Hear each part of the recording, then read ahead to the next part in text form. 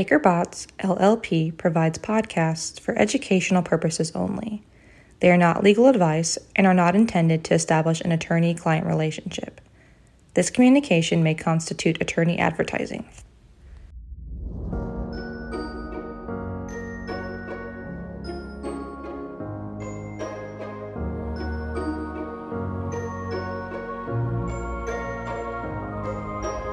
Welcome to the Environmental Evolutions Podcast, where we explore the changing landscape of environmental law and policy.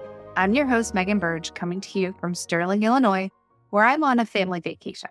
While I'm out, I'm turning the podcast over to my partner, Michael Loesch. Michael previously served as the Chief of Staff and Chief Operating Officer at the Commodity Futures Trading Commission, which we're going to refer to as the CFTC today. And this experience makes him uniquely qualified to discuss the topic of today's episode: the CFTC's growing interest in the largely unregulated field of voluntary carbon offsets. As government agencies are taking a hard look at how existing regulatory and legal tools apply to carbon markets, the stakes associated with climate-related speech have never been higher. On that note, I will turn the episode over to Michael. Hello, everyone. I'm Michael Loesch, and I'm excited to be with you today as guest host of Environmental Evolutions. Let's dive right in and get into the CFTC's recent carbon markets whistleblower alert and related actions.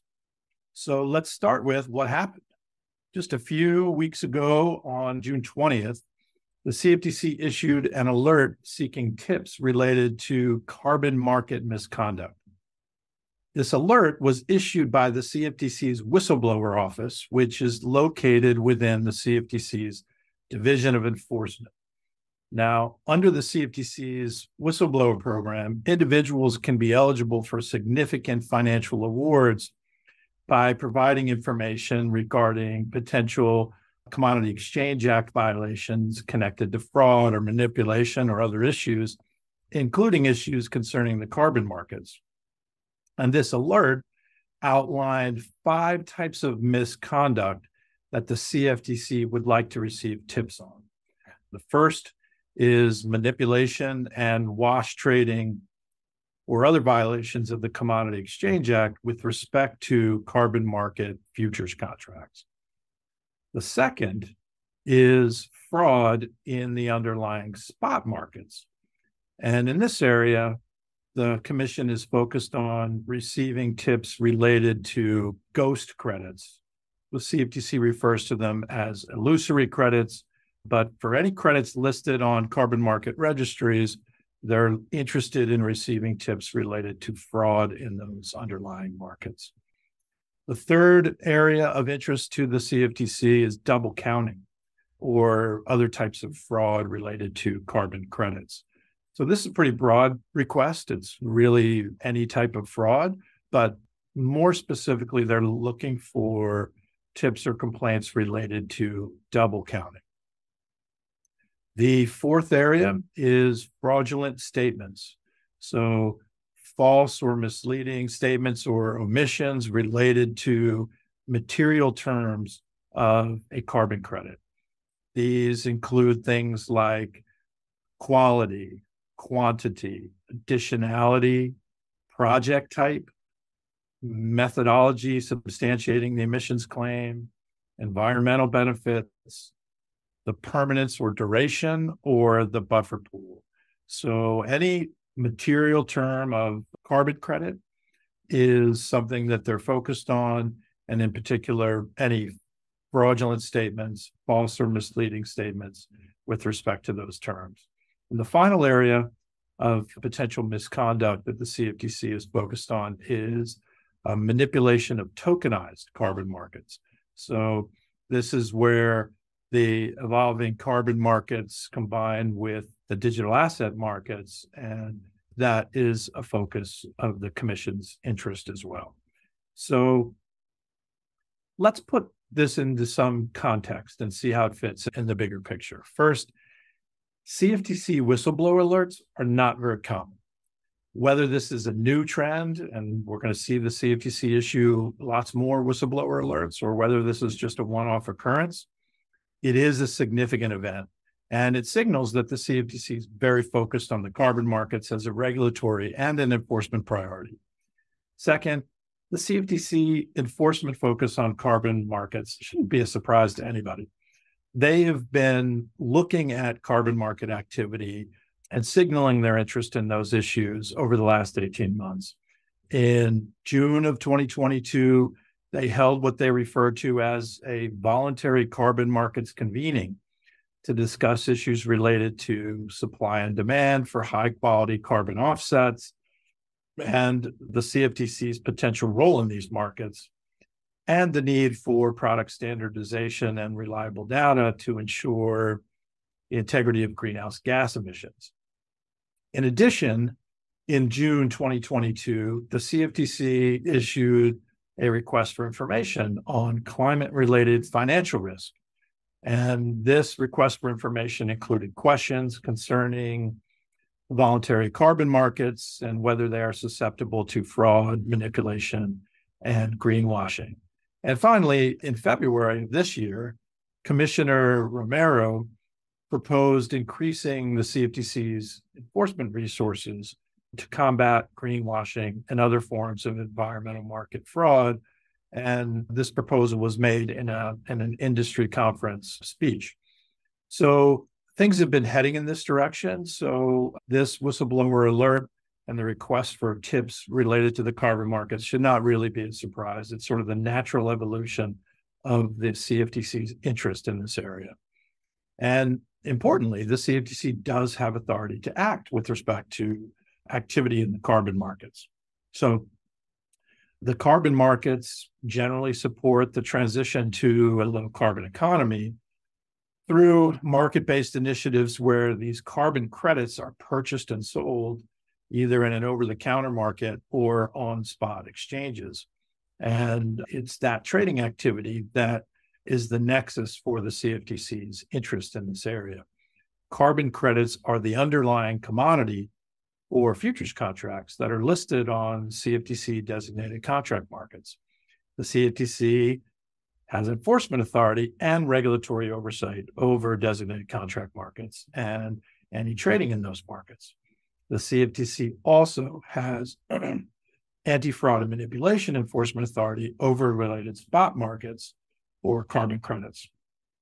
And CFTC jurisdiction also applies to carbon allowances and other environmental commodities products that are linked to futures contracts. So the CFTC does have clear authority in this area.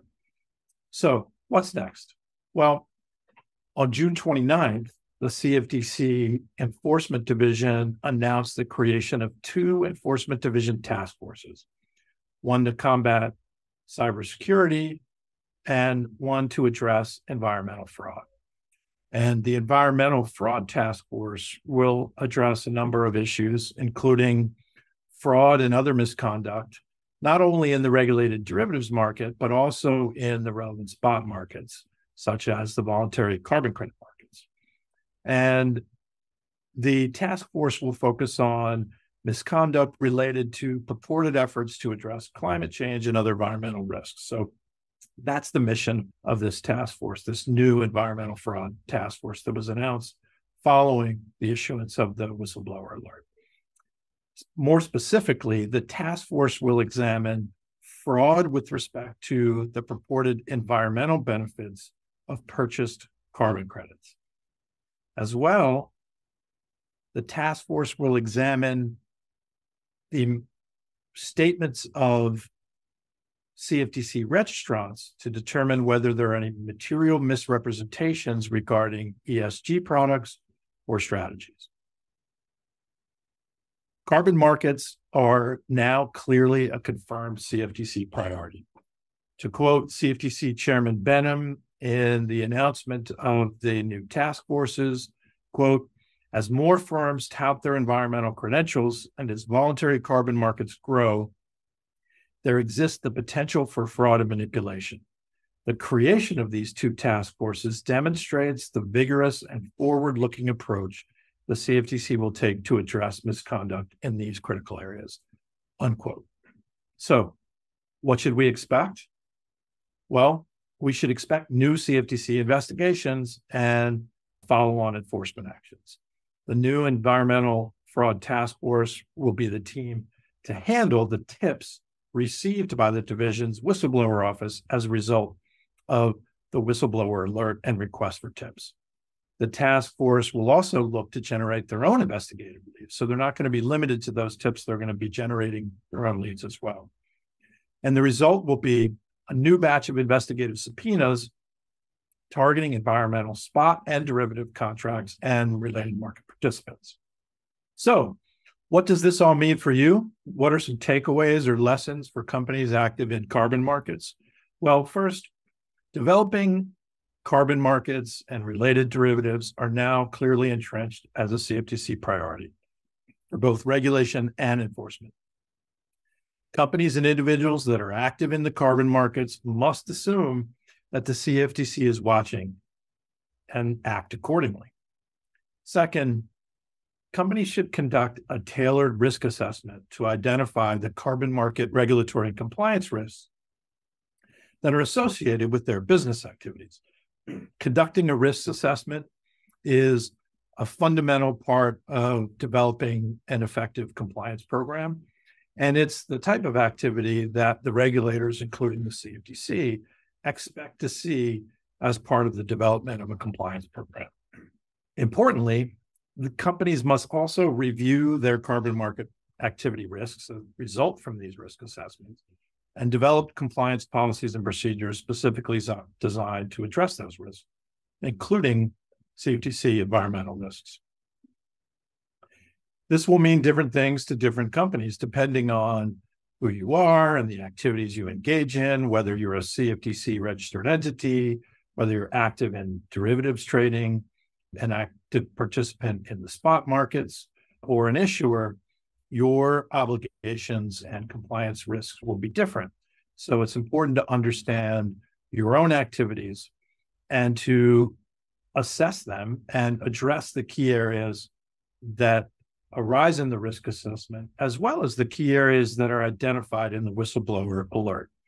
There are, again, 5 areas that were the focus of the alert: futures trading manipulation, spot market fraud, ghost credits, double counting of credits, false or misleading statements regarding carbon credit material terms, and tokenized carbon market manipulation. Each of those areas should be a focus of and consideration of your compliance program development efforts. In sum, deferring compliance costs and efforts as the carbon markets continue to evolve is no longer a prudent or reasonable strategy.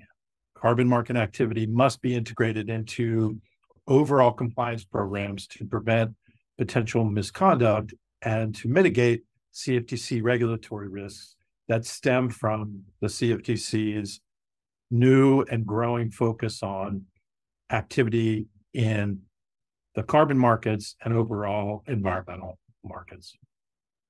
So that's all we have for today. Let's leave it here. Thanks for joining me as guest host of Environmental Evolutions. I've enjoyed being here today, and I'll pass it back to Megan for the show wrap-up. Thank you for stepping in, Michael.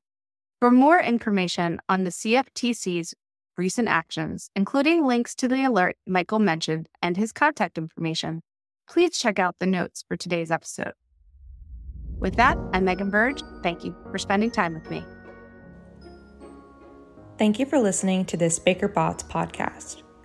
Baker Botts has the experience, knowledge, and people to solve our clients' most significant legal issues.